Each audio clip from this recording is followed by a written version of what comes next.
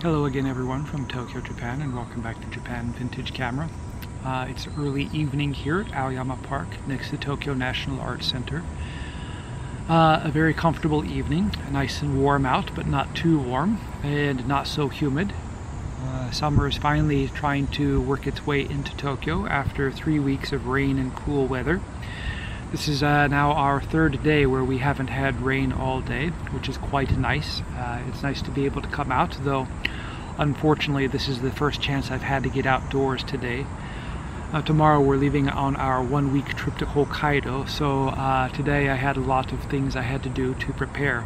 I had a lot of cameras which I had to ship to different people, and I had to get our luggage sent up to the hotel. It's quite convenient to send things like luggage or golf clubs or a bicycle or whatever. If you're traveling here in Japan, you just call the shipping company and give them the size and weight of what you're going to ship, and then they come by and pick it up, and that's all there is to it. So today they came and picked up our suitcases, and when we arrive at the hotel they'll be waiting for us, and when we leave they'll do the same thing and they'll ship them back to us, and they'll probably arrive the day after we arrive back here in Tokyo. So really convenient.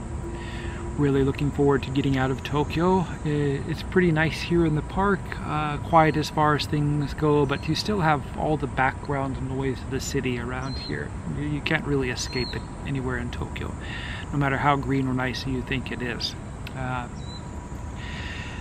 There's a music studio where I sometimes go to take my daughter for piano lessons, and it's a soundproof room, and it's really odd to sit in that room and listen to nothing.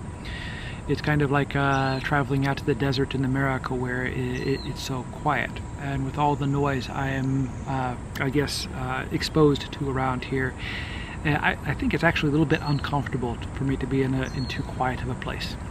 But anyway, let's go ahead and get started on the video about the camera, or the camera video I should say. It's really interesting camera, and another example of my first time experience with a camera. That sounds kind of funny, but anyway, I'm going to be talking today about the Canon EX Auto, which is an SLR camera which was introduced in 1972. It's a really unique camera and brought out at a unique time in Canon's history. In 1971 and 1972, that was the time when Canon brought out its new f1 and FTB cameras. Olympus brought out their OM series, and Nikon introduced its f2. So quite a big year for photography. And it was the year that Canon became a mainstream manufacturer of SLR cameras. Though they had produced SLR cameras from the, I guess, late 1950s, they never really caught on until the f1 and the FTB were released. The EX is kind of a unique step, or a unique take on an SLR camera. It's quite different from most other SLR cameras, and very, very different from anything else which Canon produced around this time. It is a single lens reflex camera, but it doesn't have the same type of interchangeable lens which Canon's other SLR cameras came with. Rather than replacing the entire lens or interchanging the entire lens, the EX series, you would remove the front half of the lens and you would use, I guess, an adapter or extension lens which would thread on in its place. And Canon produced a number of different lenses which would fit on the EX. The EX is primarily a shutter priority automatic camera, but it can also be used manually. It's really strange the way it's laid out. Canon was quite a big proponent of the shutter priority automatic system, and it was available in the A settings on the Canonet rangefinder cameras, and it was also used on the A1, and accessory prism mounted on the f1 cameras would give you shutter priority automatic operation. Let's go ahead and take a look at the features, functions, and controls of the camera. We're going to go ahead and start on the top here. And of course here we have the film rewind knob, which kind of doubles as the switch to open the film door. Around the rewind knob we have a knob which turns here, and this is the Aperture adjusting dial. This is how you set the aperture in the lens. It's not on the lens, it's on this dial, and it's really strange. If you look through the camera, through the viewfinder, as you turn this, you can see the needle moving up and down from the wide open part of the aperture from f1.8 in the case of this lens up to f16.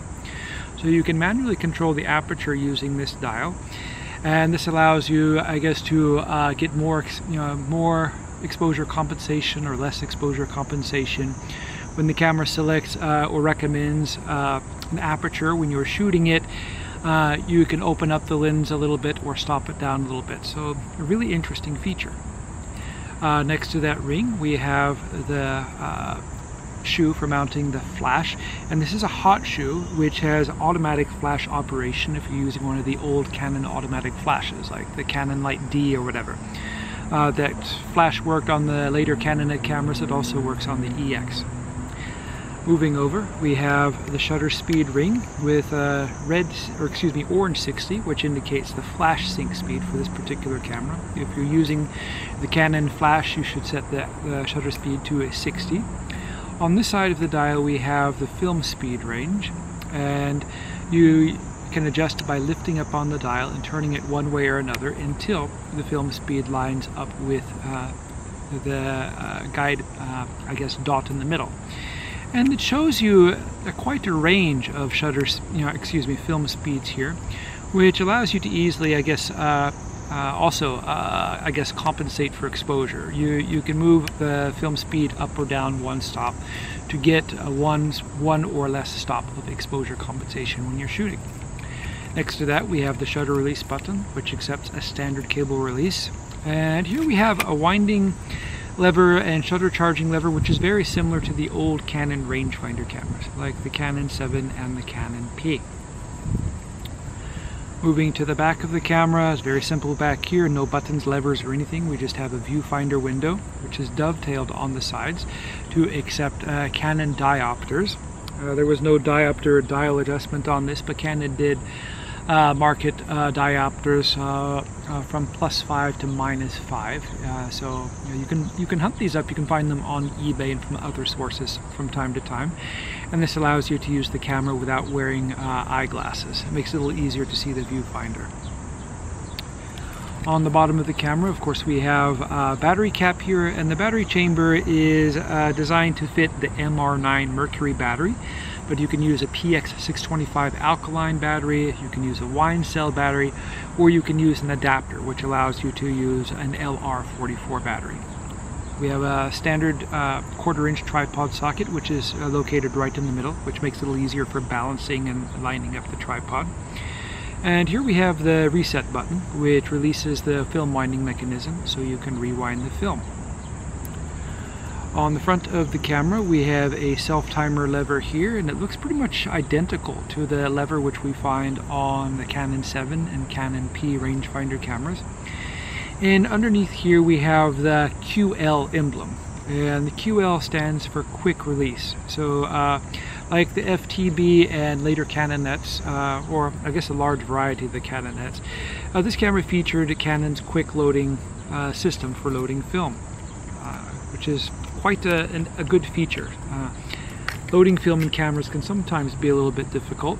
In the case of the Canon camera, you drop your film cartridge here, stretch the film leader and just lay it flat where the red mark is in the front, and then making sure that the holes on the film are lined up with these white sprockets, you simply close the door and start winding. You don't have to thread the leader into the spool and all that stuff. It's all automatic.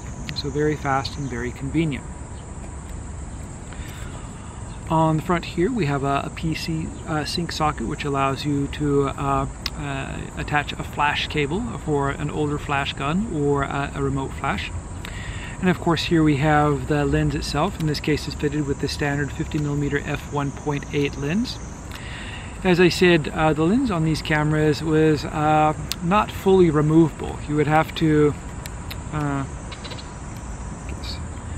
thread it all the way out, and you can unscrew the front part of the lens, and you would screw an adapter lens in the front. We have a nice wide stainless steel flange here to allow the easy mounting of the lenses. Each one is marked with its particular aperture here, and you have to make sure to, when you're using the different lenses, to set your, if you're using the shutter priority automatic system, you have to set this to either the 1.8, which is for a standard lens, or the 3.5, which is pretty much the maximum aperture of all the accessory lenses.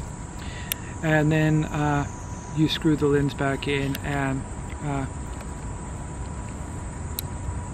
turn it until it catches on this ring here. Overall, it's a really interesting camera, a really good camera for someone who wants to get into SLR photography and wants something which is kind of automatic, but not fully automatic, but on the other hand, not fully manual. It's quite easy to operate the camera. What you do is you simply set the shutter speed for what you want to shoot for, and you look through the viewfinder, and when you push down on the shutter button part way, the light meter needle will move, or you don't even have to do that. You just point it at the subject you're going to do, and you'll see the light meter move toward the aperture that the camera is going to select. And then if you want a wider aperture or a smaller aperture, you just turn the shutter speed dial one way or the other until the aperture you prefer shows up, and then you just press the shutter button and take the photo. So a pretty interesting camera. Anyway, that's it for my video on the Canon EX Auto. I'll be listing this for sale at my new online store, JapanVintageCamera.com, and also on my Etsy and eBay stores. Please check the description below the video for links to my stores. I'll be posting more videos about vintage Japanese cameras shortly. If you're interested in seeing these, please subscribe. Thank you very much for watching, and I hope you tune in again soon.